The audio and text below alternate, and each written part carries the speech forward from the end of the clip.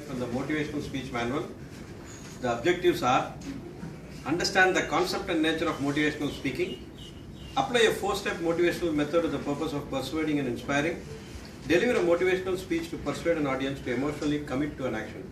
Timers, please note it's 15 to 20 minutes. Back to you, sir. It was a race, sort of a marathon. The ones of late our Toastmasters are becoming very fond of.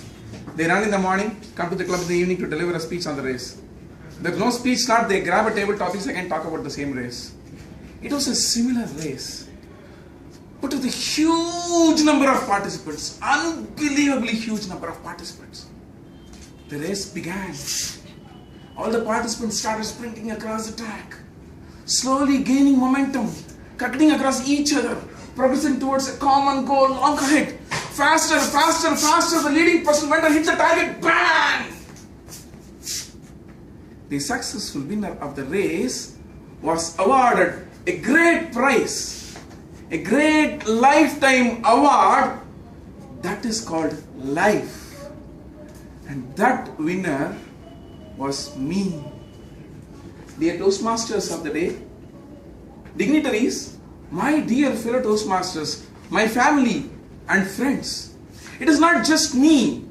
Every one of you sitting here have won the same race, and that is why you are all present here living your life. Yes, the same race across millions of participants trying to win. Friends, the first and foremost experience you ever had in your life, rather the first and foremost experience that even created your life, was success. Success is the essence of your life, a coexistent, eventual and eternal fact that life brings to you. How many of you are interested in being successful? Any reason? You have a reason? It brings joy. You have a reason? Identity. There are other reasons? I don't want to fail. There are many reasons. Friends, success does not have a single reason, single definition or single pursuit. Success is real, rewarding and a reminiscent experience in our life. Success is sprinkled across the entire path of our life, which starts with 6 inches an inch at 60 inches. Only that we fail to identify its existence along with us, because we find success covered with a lot of unwanted debris in the name of feelings, emotions, experiences, hatred, and we fail to identify it. Ask any great sculptor on how he is capable of producing fabulous statues. He would say, when I take the raw material, I am already able to see the image, the outcome there. It is covered with unwanted material. All I do is simply take a tool and carve out those unwanted material. The real art springs to life. That is success, friends. There are so many others toiling around, suffering in their life, blaming it into people, relationship, feelings, fate, even to God for all their mistakes and miseries. The only mistake they have done is fail to identify success hidden beneath those unwanted debris. If you can identify those debris and remove them out, success exists with you always, like your shadow, if you are ready to keep the light always on. There are certain factors that you may need to identify and understand the clear route to success. The first and foremost factor is identifying and defining the criteria for success at its best. Many times we want to be successful, but we don't know what is meant by being successful. We don't know what is the outcome to declare ourselves as success. Many times we fail. What is the point in starting a journey if you don't know the destination at all? But we do. Imagine, go to a marathon, ask your friend, your foremost important question, where is the finish point? the organizers come and say, no, you guys start running. Somehow we will tell you where to reach. Will you ever be interested in that match at all? What's the point in having a race or a competition or a purpose without clearly identifying and knowing about it? Let us be very clear on what we want to achieve, friends. This is the opening gate to success. The second point is, let your success make a change in the status quo. Don't repeat what is happening every day. It is like traveling in Mumbai electric train. Even if you are sleeping, people will push you in and push you out. There is no need to be have any expertise or specialistic skills to do it. Make a change and see that your definition of success is at its best. When I was in my 10th standard, my target was defined. My sister somehow had obtained 420 out of 500. A great mark in our days. So my entire family said, your success will be when you overtake her. So 420 was the target. I need to overtake her. I tried my best. I studied well, worked hard, wrote my exam fantastic and scored 429 out of 500. Why don't I get a clap for it? I was on top of the world. I have done it. I have broken your record. Who are you? Sensing and Hillary? You just climbed Everest. I made 429. You now had anybody to overtake. I have overtaken my sister. I was just walking around proudly like this. After many years, when I was talking to a mentor of my life, I told him this story. Sir, do you know, I have achieved something. I broke a record of my sister. I was successful. He looked at me and said, Guru, you are a fool. You are an idiot. I was shocked. Sir, I was successful. I overtook her. I won. No, Guru. Can you tell me what was the mark of the first rank student in Tamil Nadu that year? Maybe 470, 480, something like that. So that is still above your sister's mark, right? Yes, sir. But why didn't you aim for 470? You were satisfied, you were contained with that mark of 421. And when you attain 429, you feel happy. You had limited your success to a goal, not the best possible efforts. This is where we make mistakes. Identify your goal and try to its best, not to its beginning. And also make sure that it makes a change from the routine. There was a man who was thrown out of a train in the middle of the night because of racial discrimination.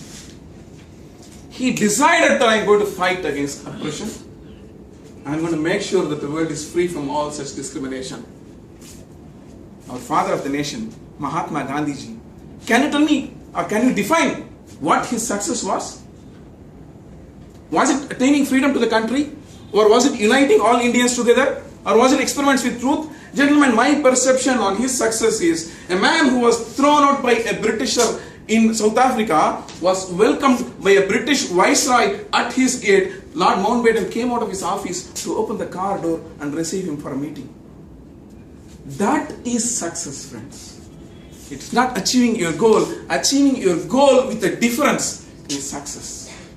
Well, now you have identified your goal. You know it can make a change, but still people are failing. Belief is the most important factor. You should believe that you are capable of achieving that success which can make a difference in the status quo. Many times we have our own reservations. We don't think it is possible. And we fail. No, everything is fine, that is achievable, but who is to do it? No, I cannot do it. The moment you have that belief, or you have people surrounding you having that kind of a belief on you, you will succeed. Well, in my college days, I've already told I never used to look this handsome or smart. Believe me, last week Toastmaster Pravina told me I look very handsome in this. In the presence of my wife. I used to be very thin and funny. There was this heat engine slab experiment. We are supposed to start something called as a Ruston diesel engine and do some experiments on it by making readings. The Ruston diesel engine needs to be started with a handle which used to be thicker than me. I was 8th in the attendance roll, so one after one people were called Achyutan, Armugam, Balasubramaniam, blah blah blah, Gopi and Guruprasad. All those 7 people were strong and solid. They tried their best. The moment they start rotating, the handle would come off. Mechanical engineers would know. I was the 8th one. The moment I went near the engine, everybody laughed at me. I went there, grabbed the handle, fixed it, rotated it, engine started. To the astonishment of an entire classroom, the engine started. How, Guru? How? People are stunned. I didn't know all these concepts those days. Somehow I believed at the beginning of my classroom session that I can do it. Yes, it is possible for me. That belief gave me a confidence. That confidence gave me clarity, and I started observing what other students are doing. See, it has a flywheel, heavyweight flywheel. The moment you start rotating it, it gains energy with its own weight, it starts rotating faster. How do you climb in a running electric train? You need to run faster than the train. So the moment the wheel starts rotating faster, you need to revolve your hand faster than the wheel. Then the handle would not come out, the engine would start. My confidence gave me clarity, my clarity gave me ability to analyze, that analysis gave me a strategy, I applied a strategy and won. So it all started with my belief in I can do it. And there are also others who influence their belief on you. There is sitting an elderly lady. At one point of life, she had lost everything. But she believed that one day her son would grow, become successful, and take care of her throughout the life. Because of her staunch belief in her son, is what is happening today. I am standing here giving my milestone speeches. It is that sheer belief. It is a sheer belief that has given not only to me and my entire family happiness and success. So have belief, you will definitely be successful. Now, having all this, still people are unhappy, say I am a failure, I don't receive. One more thing they fail to do is recognize when that success happens. They don't have milestones or any markers to identify, yes, successes are right. At least in train, you keep watching whether the station has come or not. People run a 100 meters dash. After dashing the ribbon, still they keep running. Hey, come on, man. Your race is over. You won. Oh my God. I thought some ribbon by a girl was fallen. She was thrown away. People don't even realize successes are right. Superstar Rajinikanth once upon a time believed that having a scooter and 100 rupees always in his packet and 1 packet of cigarette is the ultimate success in his life. He has told this in an interview. When he achieved all this, he was not at all happy, not satisfied. He wanted his own house, a car, few more chances. Then to marry, then to grow. Later stage of his life, he realized that though I was able to achieve higher levels of accolades, I never stood at one stage and felt happy. Recognized that yes, I wanted to achieve this, I have achieved this, I'm happy. Let me move on. I want to achieve this, I'll be happy. I never realized the success at independent milestones and never felt happy for it. The so what mentality. I had a friend who got promoted. You got promoted. So what? So are 14 other people. Useless fellows. Then 14 other fellows, useless fellows, what are you going to do here? Then he said, be happy, man. At least you got promoted. So what's the point? It has come to me after 2 years of delay. So what's the point? I'm getting transferred along with the promotion. I said, till death you'll never be happy.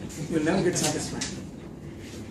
So we need to identify and recognize it in the end. Then your success blossoms like a flower.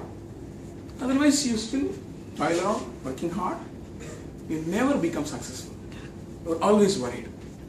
Last but not the least, friends, success never comes to you when you are alone. Success comes to you only when you are together with people. The only best thing you can do all alone is using the restroom. Even for that, I think 85% of the people only could achieve this. The remaining people need some help. I had a friend who visited Japan, found very difficult to identify a men's toilet because both the labels were illegible, both the photos were looking same. Then looking at his embarrassment, one Japanese guy went there and drew a mustache and one of them just, thank you very much, he went inside. So friends, you need people to support you, to help you, to guide you, to assist you. Why even to criticize you and compete with you, complain about you, you need people. You get recognized only when there are people around you And when you achieve success, you need people around to identify and appreciate your success.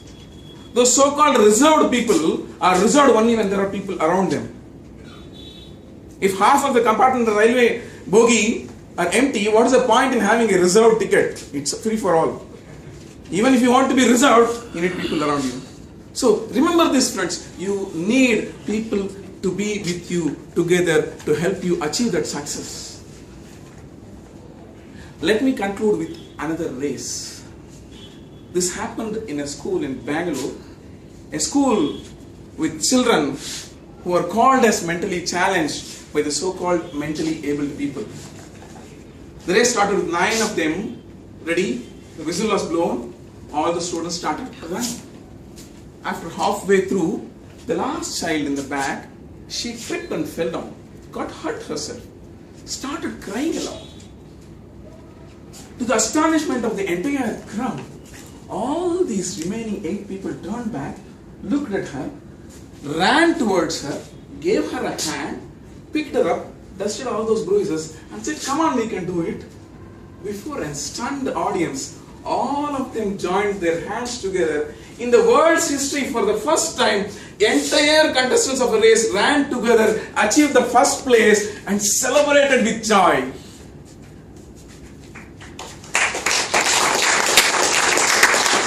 They were able to identify what is the success and change the status quo by achieving success differently. They were able to build in that belief in that child that yes, you can also come and run with me. After reaching the place, they were able to happily rejoice their success, and they achieved it by being together. If the so-called mentally challenged kids can achieve it by being together and following all the factors of success, can you not make it possible in your lives, friends? Will you not? Are you not ready to join hands with people and follow all this and enter into a world of utopia forever? Shall we make a beginning today by joining hands, Toastmasters today?